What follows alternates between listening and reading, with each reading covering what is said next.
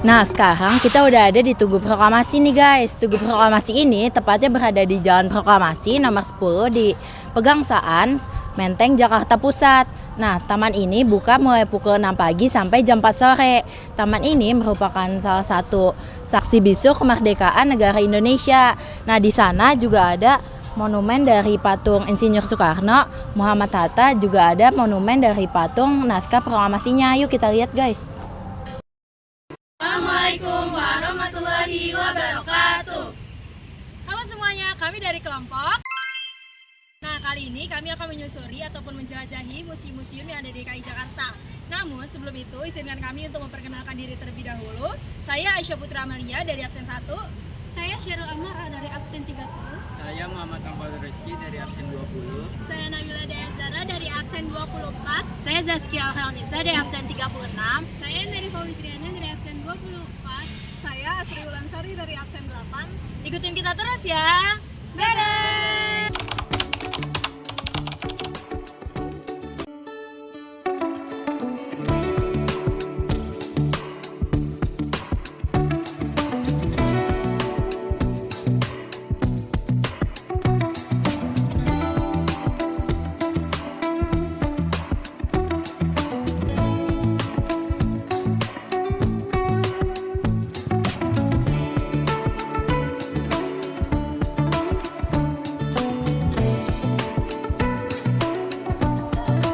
Taman Proklamasi awalnya merupakan halaman rumah Soekarno yang berada di Jalan Pegangsaan Timur nomor 56. Setelah proklamasi kemerdekaan pada tahun 1946, anggota Ikatan Wanita Jakarta membuat tugu peringatan atau yang lebih dikenal sebagai Tugu Peringatan 1 Tahun Republik Indonesia untuk memperingati 1 tahun kemerdekaan Indonesia, yaitu pada tanggal 17 Agustus tahun 1946. Di tugu tersebut terdapat tulisan atau ukiran atas usaha wanita Jakarta. Tugu proklamasi ini dibuat atau dirancang oleh Dr. Andes Yos Masdani Tumbuan, yaitu merupakan seorang mahasiswi anggota Ikatan Wanita Jakarta. Setelah selesai dibangun, tugu ini kemudian diresmikan oleh Sultan Syahrir pada tanggal 17 Agustus tahun 1946.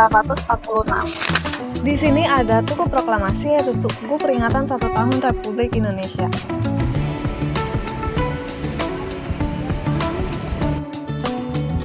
Nah, berikutnya adalah Tugu Peringatan 1 Tahun Republik Indonesia atas usaha kaum wanita, yang merupakan tugu ini merupakan salah satu tugu yang dibuat setelah 1 tahun kemerdekaan Indonesia, yaitu pada tahun 1946, di mana tugu ini tugu pertama yang dibangun di area Taman Proklamasi.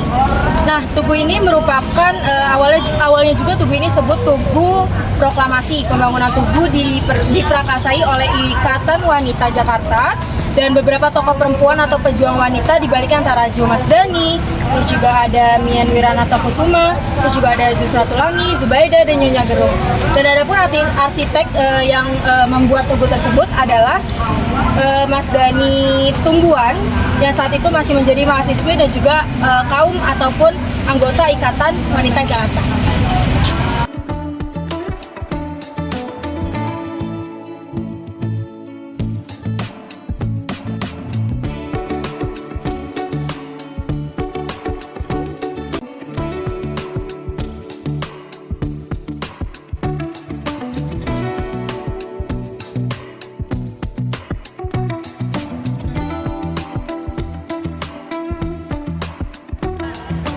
Nah, di sini ada Tugu Petir, yaitu monumen ini didirikan pada tahun 1961 dan menandai Soekarno membaca proklamasi di tempat ini.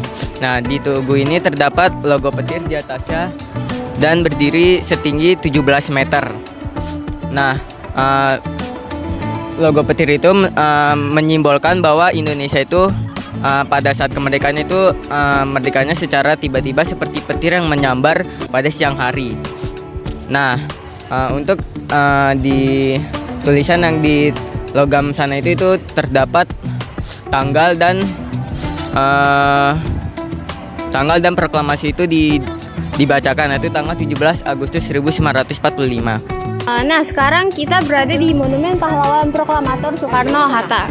Dua patung besar yang melambangkan kedua proklamator berdiri berdampingan, mencerminkan momen bersejarah saat pembacaan proklamasi. Monumen ini dibangun pada tahun 1980-an di zamannya Presiden Soeharto. Monumen proklamator itu merupakan karya Perupa Nyomanuarta, Sidarta, dan juga Sumartono. Sementara itu, di antara kedua patung terletak 5 balok perunggu dengan teks proklamasi. Di belakang patung sang proklamator ada sebuah bangunan berbentuk 17 jalur dengan tinggi 8 meter dan jumlah gelombang sebanyak 45 buah.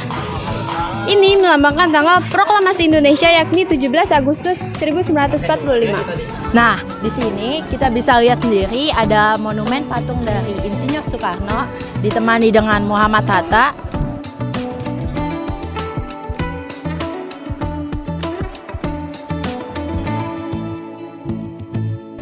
Ada juga naskah proklamasi yang dibuat mirip sedemikian rupa dengan naskah proklamasi aslinya, guys. Ini saya akan menjelaskan tentang fungsi dan aktivitas. Taman Proklamasi tidak hanya berfungsi sebagai tempat bersejarah saja, tetapi juga untuk memperingati Hari Kemerdekaan Indonesia, yang dimana pada tahun 1950 Presiden dan Wakil Presiden meletakkan bunga sebagai tanda penghormatan kepada para pahlawan yang telah gugur.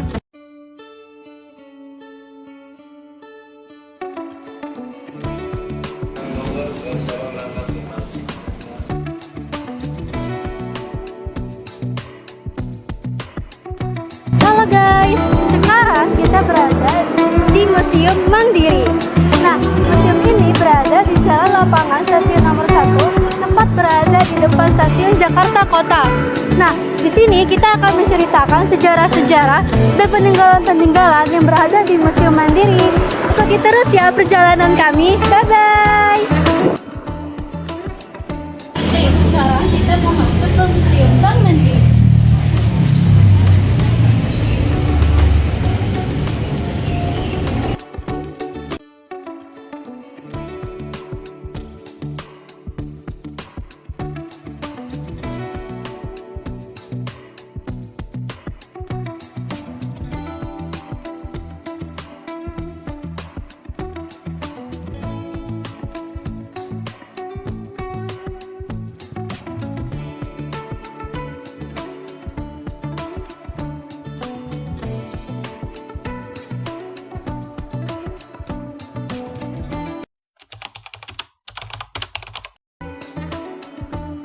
Di sini kita berada di gedung Museum Bank Mandiri. Nah, Museum Bank Mandiri ini adalah milik Netherlands and Westcapic atau disingkat menjadi NHM atau Factoria Batavia. Nah, gedung ini awalnya milik Belanda, perusahaan dagang yang berkembang menjadi perusahaan perbankan. Nah, pada 1929, gedung itu didirikan yang diarsiteki oleh dua pria kebangsaan, yaitu J.J. Brain, Ed Smyth, dan C. van der Leyen pada tahun 1929. Pada tahun 1960, gedung ini berambil alih menjadi milik Indonesia, dikarenakan NHM ini dinasionaliskan untuk perbankan nasional. Nah, pada tahun 1998, pada tanggal 2 Oktober, gedung ini resmi menjadi Museum Bank Mandiri. Sekarang kita udah berada di ruang dasar dari Museum Bank Mandiri. Yuk kita lihat. Nah, di sini juga ada ruang kasir Cina dan ruang operasionalnya pada masa itu.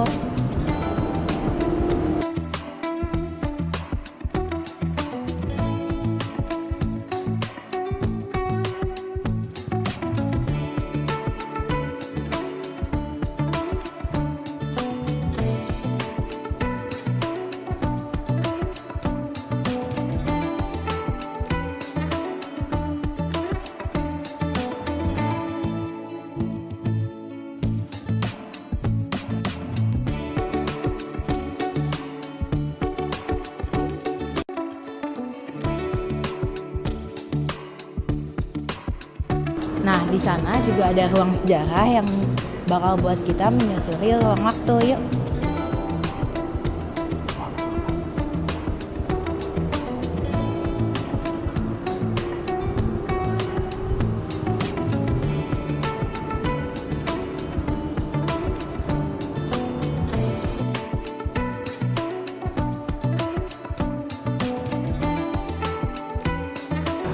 Nah, di sini tuh ada penggambaran bagaimana negara kita pada masa sebelum dan sesudah kedatangannya bangsa Eropa.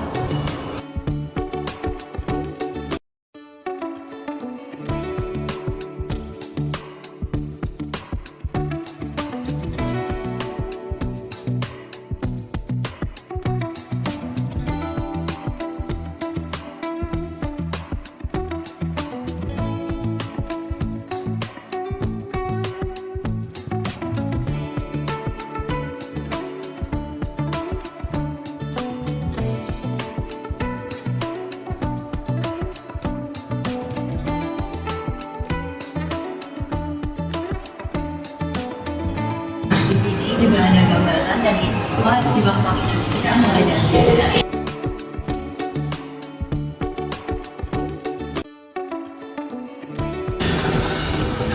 Bank Besi,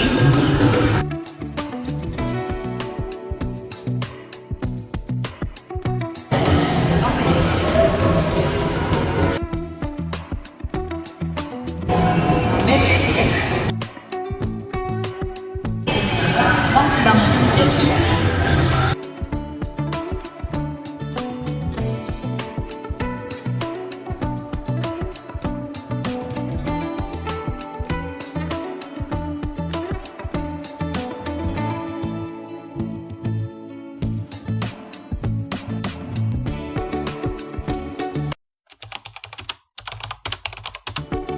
Penemuan mesin ATM ini didasarkan pada karya sejumlah penemu. Sedikitnya ada 3 nama yaitu Ludger Simijian, John Shepard Baron, dan Don Werzer. Disebutkan bahwa pada tahun 1939, Simijian mematenkan satu prototipe awal ATM yang kemudian kurang diminati oleh warga sekitar. Nah, ada juga yang berpendapat orang Skotlandia bernama James Godfell adalah pemegang paten paling awal ATM modern di tahun 1966, dan John D. White dari Docutel di Amerika Serikat juga sering disebut sebagai penemu desain ATM tegak mandiri freestanding pertama. Dari kilasan riwayat tersebut, kebanyakan orang mengakui bahwa Simijian lah sosok yang mendapat ide untuk menciptakan apa yang disebut sebagai mesin lubang di tembok yang memungkinkan nasabah melakukan transaksi.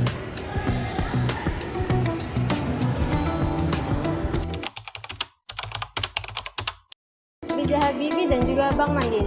Meski hanya memimpin negara ini selama 1 tahun 5 bulan, B.J. Habibie memiliki peran yang sangat besar dalam proses pembentukan Bank Mandiri.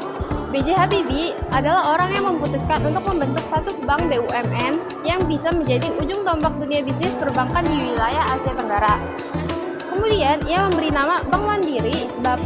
Bapak Habibie menilai saat itu ada 4 BUMN yang cocok dan tepat dijadikan satu bank, yaitu Bank Dagang Negara, Bank Budidaya, Bank Ekspor Impor, dan juga Bank Pembangunan Indonesia. Untuk mewujudkan pemikirannya itu, Bapak Habibie kemudian memanggil Tan Ri Abeng yang kala itu menjabat sebagai Menteri Pendayagunaan BUMN. Penjelasan peran Habibie kemudian Bapak Habibie segera menghubungi kawan lamanya, yaitu Dr. Joseph Ackerman, Direktur DC Bank di Frankfurt kala itu, yang merupakan seorang profesional dalam perbankan dan memiliki wawasan yang meyakinkan dan sikap seorang entrepreneur. Setelah berbagai pembicaraan, akhirnya pada tanggal 2 Oktober 1998 berdasarkan PP nomor 75 tahun 1998, Bank Mandiri didirikan. Pada Juli 1999, 4 bank pemerintah tersebut digabung dan dilebur menjadi Bank Mandiri. Oke, jadi kita lagi ada di lantai bawah. Nah, basement Museum Mandiri ini memiliki ruang khazanah ataupun kluis yang merupakan area bangunan atau ruangan dengan konstruksi baja yang sangat kuat. Nah, ruangan ini memiliki luas sekitar 924 meter persegi dengan ketebalan dinding luarnya sebesar 100 cm, sehingga ruangan ini lebih kuat dari tembok gedungnya sendiri dan berfungsi sebagai penopang lantai di atasnya. Nah, ruang kluis ini dibagi lagi menjadi beberapa area. Jadi yang pertama itu ada efek konkluis atau kluis surat berharga, yang termasuk surat berharga yaitu surat pengakuan hutang, surat wesel, saham, obligasi, terus juga sekuritas kredit atau setiap derivatifnya. Dalam bentuk yang lazim diperdagangkan dalam pasar modal dan pasar uang. Yang kedua itu adalah kas kluis atau kluis uang kas. Bagian ini berfungsi untuk menyimpan uang kas. Dan yang ketiga adalah safe location atau safe deposit box. Safe deposit box adalah jasa bank dalam penyediaan tempat khusus yang disewain ke nasabah dalam jangka waktu tertentu. Benda yang disimpan bisa di perhiasan, logam mulia, ataupun surat berharga, uang, dan lain-lain. Nah, ruang SDB ini dulunya punya kapasitas sampai 2.000 loker dengan berbagai ukuran, mulai dari kecil, sedang, maupun besar.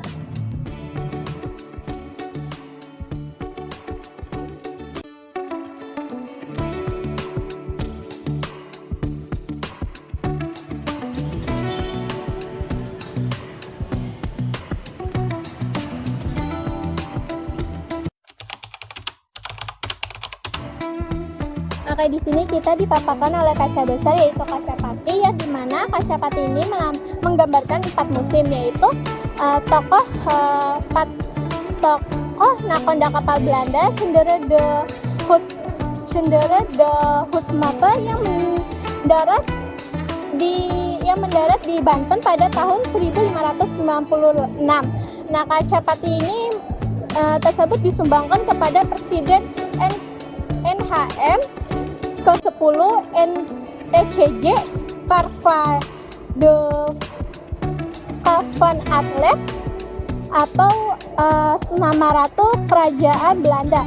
Di lantai 1 ini juga terdapat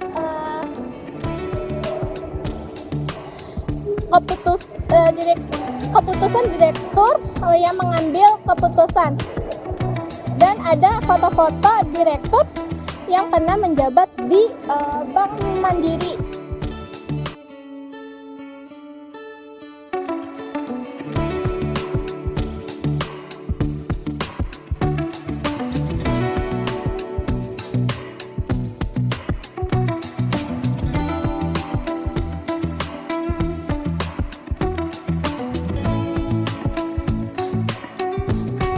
Nah guys, sekarang kita berada di Museum Bank Indonesia. Nah, Museum Bank Indonesia ini terletak tepatnya di Kota Tua, di Jalan Pintu Besar nomor 3 RT 4 RW 6 Pinangsia, Kecamatan Kota, Jakarta Barat. Nah, untuk mengunjungi Museum Bank Indonesia ini, kita hanya perlu membayar sebesar 5.000, dan atau untuk pelajar kita hanya perlu membayar atau memberikan kartu pelajar secara gratis. Nah, jam operasional ini yaitu pada hari Selasa sampai Jumat, BI buka pada jam 8 pagi sampai dengan setengah 4 sore. Dan untuk hari Sabtu sampai dengan Minggu, BI ini buka dari jam 8 sampai dengan jam 4. Nah, setelah membayar tiket dan menitipkan barang ataupun tas, kita langsung disambut di bagian Visitor Center. Ada majalah dan brosur gratis yang bisa kita jadikan sebagai panduan selama menjelajahi museum.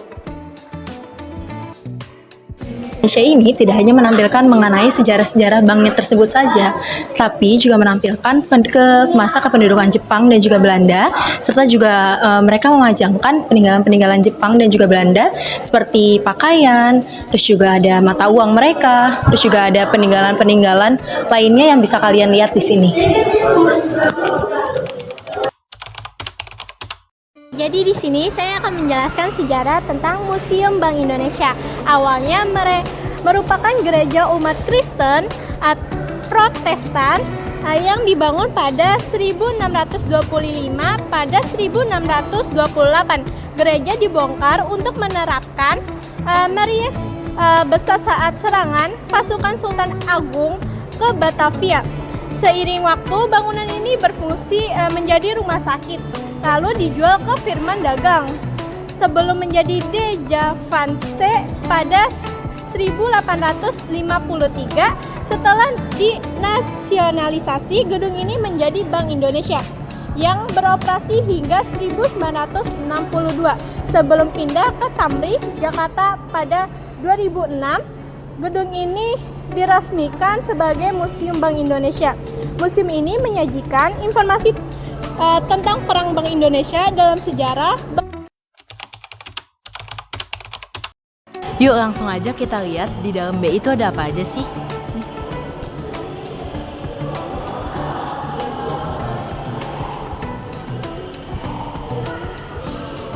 Nah, memasuki ruang ini, di sini ada ruang Play Motion yang bisa kita lihat isi dalamnya.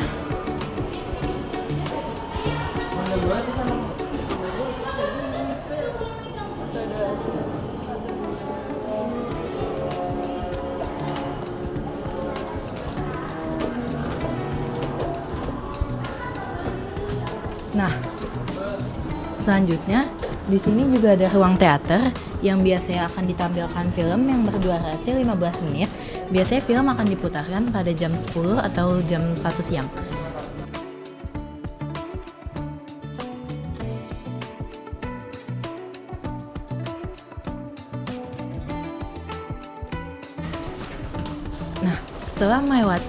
Setelah melewati ruang teater, di sini juga ada ruang sejarah yang bisa kita ketahui sejarah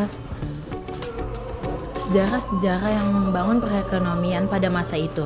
Di sini ada rempah-rempah.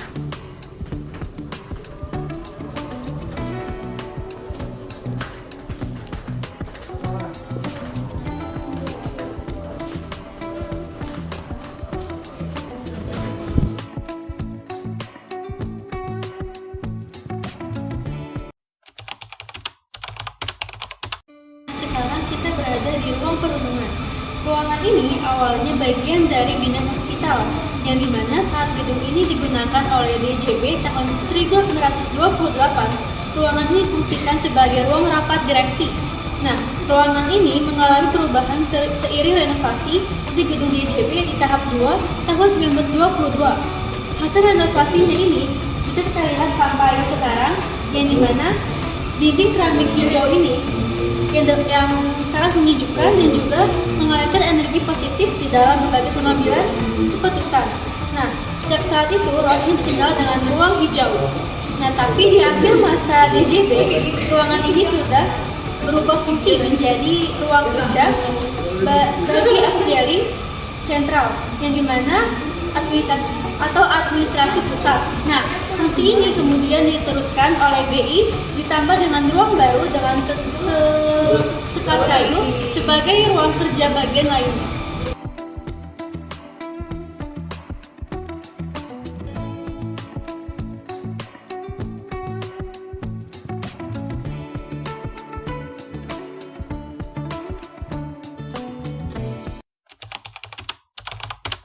Nah, di sini merupakan emas moneter Indonesia. Emas batangan yang ada di lemari kaca ini pada masanya pernah berfungsi sebagai penjamin uang yang beredar di Indonesia. Nah, emas yang ada di dalam lemari kaca ini sejak zaman dahulu digunakan sebagai standar satuan nilai karena nilainya yang tinggi. Logam mulia ini disukai karena stabil, tidak lekang dimakan oleh zaman atau waktu, dan bersifat universal karena selalu diterima di setiap tempat.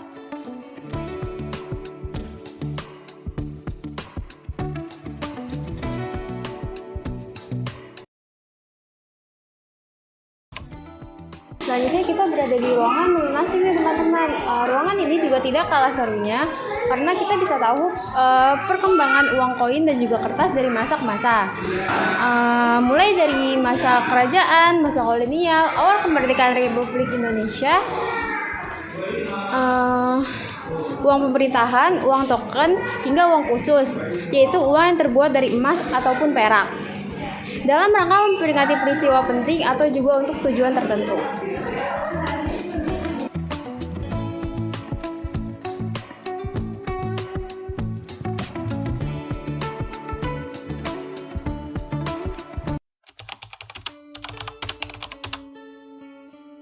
Di sini kita bisa lihat film sejarah gedung dan arsitektur Museum Bank Indonesia dengan teknologi video mapping.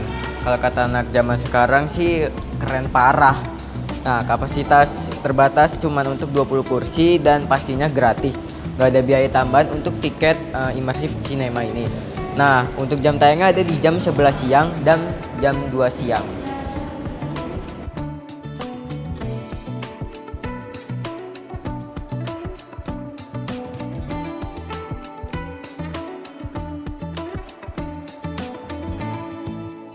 Nah guys, kalian udah lihat kan video kita menelusuri ataupun menjelajah museum-museum yang ada di DKI Jakarta.